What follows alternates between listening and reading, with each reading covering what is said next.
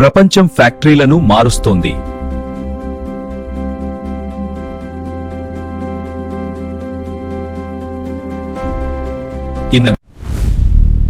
China నుంచి బయటకు వెళ్తున్నాయి.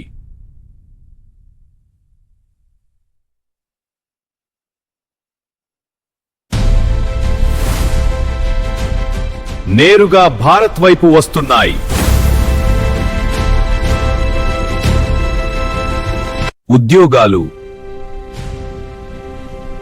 తయారీ రంగం,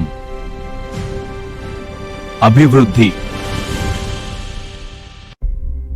కానీ ఇది జరుగుతోందని చాలా మందికి ఇంకా తెలియదు.